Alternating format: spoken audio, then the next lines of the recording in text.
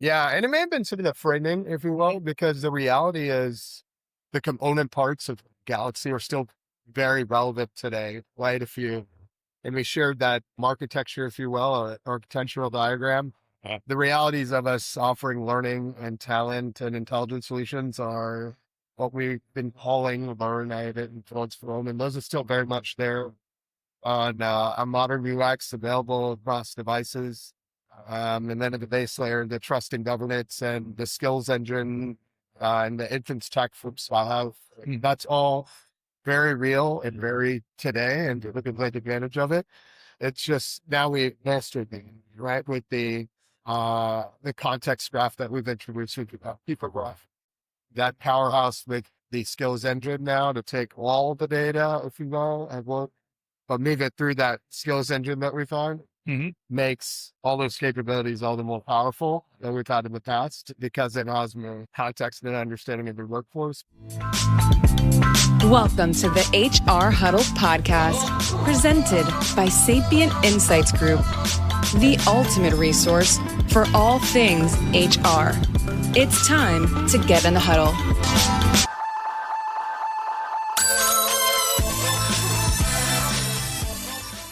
Sudeep Cherian, lead product marketing, Gary quotes a handful of times. Well, I mean, I know.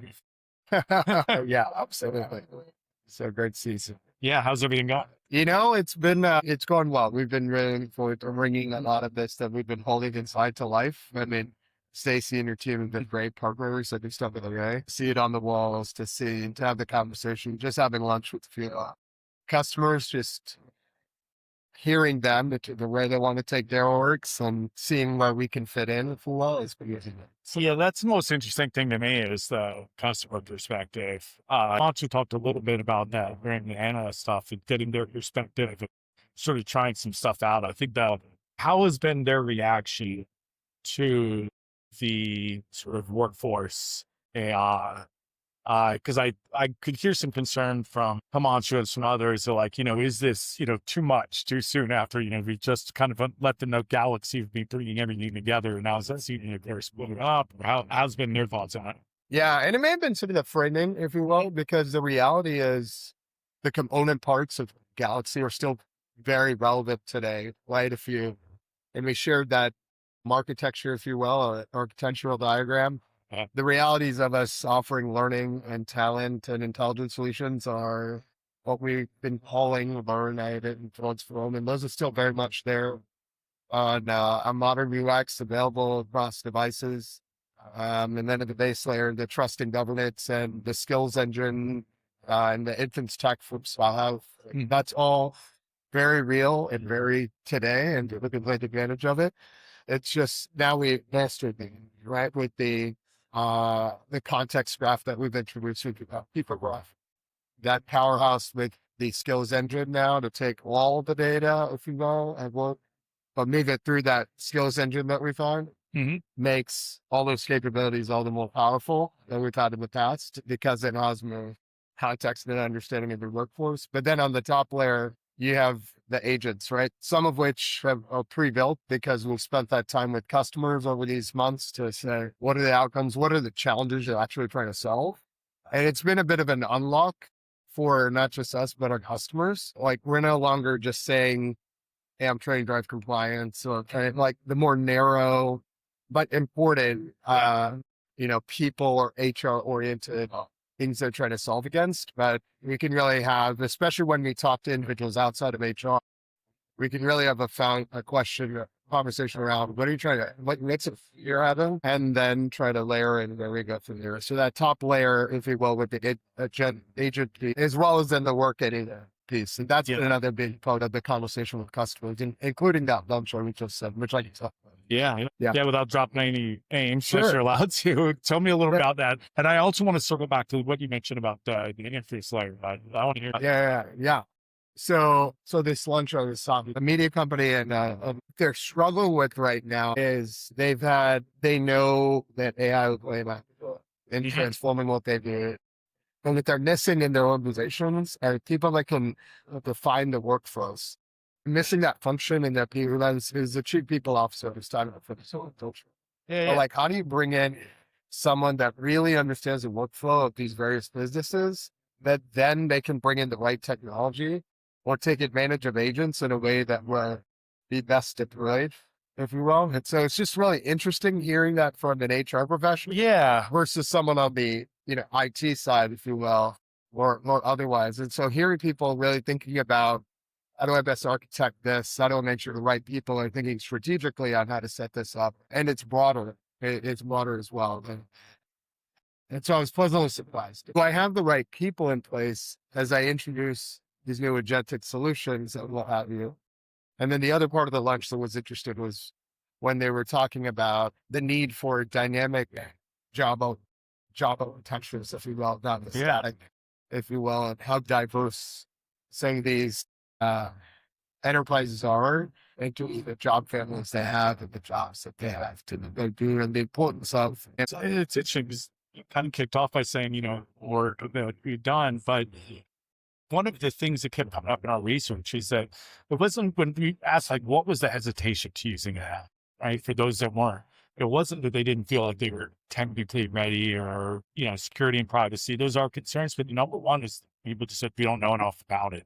We don't really have knowledge of what's going on and how's it going to help us. So it does make sense knowing that, right? To start from that perspective and saying, here's the whole view of what you've got, right? Right. The architecture piece. Some of the knowledge management, strangely enough, that came up. So some of that orchestration, and the orchestration layer that then starts to make a lot more sense of like what is really happening here. As we're starting to see a lot more interesting who's handling orchestration and just figuring out that dynamic between the agent model and the sort of, I guess, more traditional where the people fit in. Yeah, absolutely. Yeah. Because we hear a lot of this sort of like people in the loop, but that's kind of meaningless in a vacuum, right? It's exactly where. That's right. That's right. And in fact, we have a breakout session tomorrow. Sure, your AI agents don't become secret agents. And we're really trying to break this down. So we're trying to meet people across a range of experiences that are, I think it might be soon after the keynote. Oh, well, then I'll be able to make it. But it's essentially trying to get, as we have this burgeoning relationship, right, between HR and IT, we want to make sure the HR leaders that we have key relationships with are asking those key questions of who's accountable for the decisions that come out of these areas, or is there traceability, explainability, a series of like baseline questions that can just establish trust so that when certain actions are taken on your behalf, that you've established the controls that make sense for your business. And sometimes IT may not always know when it comes to people and of what's required, where a human may need to be engaged. Otherwise, it could go rogue, if you will. And you'd hate to be in a situation where a manager's notified that someone has a development opportunity or what have you. But if you're asking the right questions, so we're trying to help with that language, that common language that looks at talk. A little bit different than what you were talking. No, that's fascinating. It's something that has come up a lot, which is that, we've kind of moved past the I guess maybe the first like year or two of AI of like, let's just look at the capabilities, let's figure out where we can plug it in, to thinking about where is this, what is the ideal situation, where is we getting what's value and the outcomes that we're driving with this, and just say, what is the possibilities? So now it's like, okay, but what are we doing? And something that, folks say, see and others talk about, which is, HR is uniquely situated in the AI space, not because of the tech, but because of what you just said, like of it going rogue or doing things it's not supposed to. That's an HR problem. That's what HR's job is, to figure out why people do things when IT can easily figure any sort of IO type switch, right? Right. Easily, but you get what I'm saying. That's their job, is to figure out if then sort of scenarios. But the if then is somewhat of a person to somewhat like what we're seeing with IT, or I'm sorry, with AI. It's like, we don't know exactly what's happening. Was it the prompt that was bad? Was it with the access points? Why did it do this? And figure out almost like behaviors and motivations and figure out what is the ideal outcome, and then how do we achieve that outcome without knowing all the steps you have to take. It's not a perfect. That's right. And I think that the relationship will be a powerful one when done right, because, HR, in my view, has that empathy and understanding of how critical workforce decisions are, how high stakes they are, because it's people's careers, people's livelihood. And so coming to the table already with the mindset of these are the questions we need to be mindful of through that process beyond just the tech. And so if we could bring that together, hopefully it's so. And then one last, I want to circle back to what you mentioned about the inference, right? Because that's been kind of the key thing that's been happening with I at least in the HR space, HR tech space, and really every work tech space, which is anything that relies heavily on inference, right? Or anything that's going to have to at some point involve one of the hyperscalers or one of the NVIDIA inference models means that you start to get some variability in price. And I definitely know it from like that's what it's trying to avoid, right? We've seen this for almost all the major, all the ERPs and a lot of the other, big names out there is that they're starting to go to usage-based models or consumption, models. And it sounds like you guys are taking a very deliberate stance away from that. So how are you shielding yourself from the costs of inference, which could be variable, right? To like a standardized pricing model. I think pricing models are what a lot are exploring, right? I know this is slightly outside of the product side. No worries. I mean, I think we're trying to be, we've always tried to be customer first, if we will. And, while some have chosen to charge by usage, if we will, some have chosen to, charge customers for their own data, PI calls. We're trying to, in some way, be a little bit different at this stage in the game and really stay focused on the outcomes that people are trying to focus on and forecast out what we believe that potential usage would be, but then make it a simple one. Like today, through our heavy model, the subscription model, like that's an easier to understand and ground world where people are coming from. How can we transition people to a simple value where you have a platform fee, pay for category of agents, if you will, they can play. You're tuning into the Careering with Cameron podcast, your safe place for asking all the dumb questions about finding a job.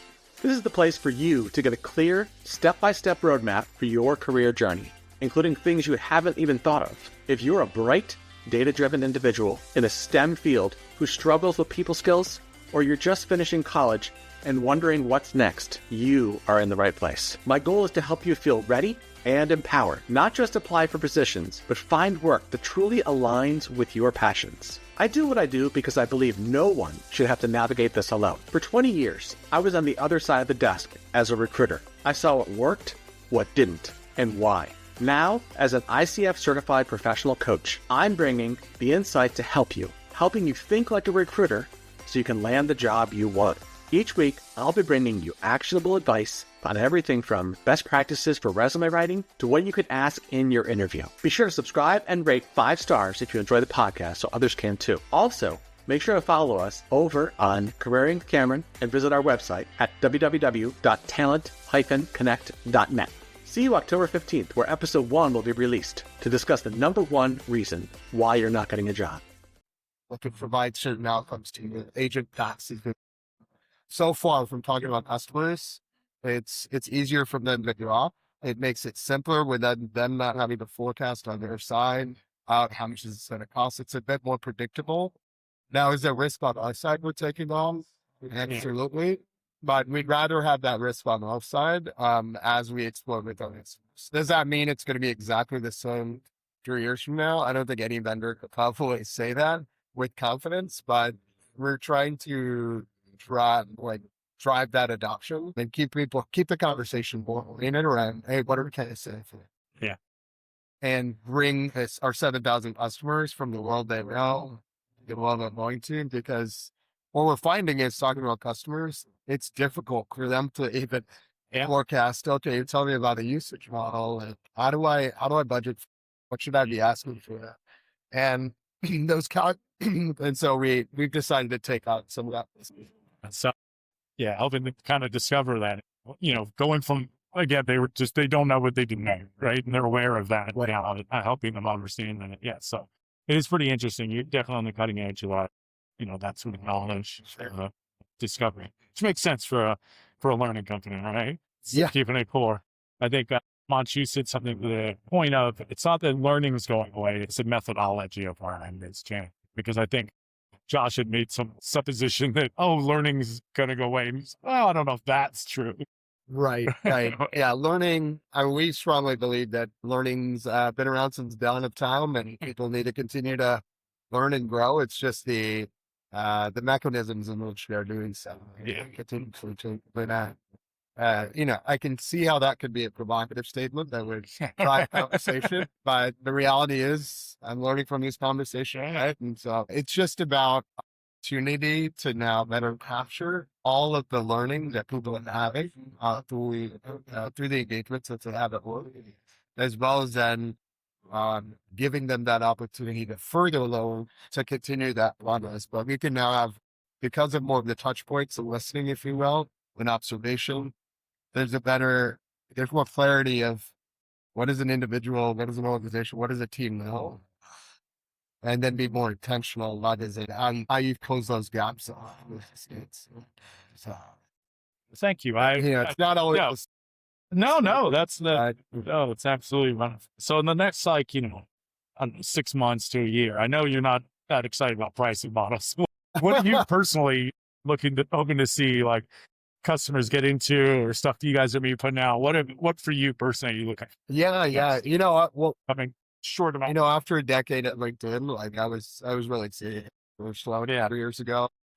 Is that they have so I think what I'm most excited about is this broader platform that we're introducing the market, what problems that's ultimately going to unlock for the organizations. We talk about this context graph or what we're calling a commercial people graph that you're really excited about, but what's really gratifying is about some of those customers is they talked about the possibilities that are unlocked now by understanding workforce. And so 6 to 12 months, I'm hopeful that the nature of who we're talking to day to day has expanded now. There's a lot of business leaders and there's more CEOs or more CIOs at the table because it's fundamentally answering bigger questions that they're trying to handle. You talk about this goes very well, my best friend actually, how did they go about making that decision? How to structure their workforce, the future?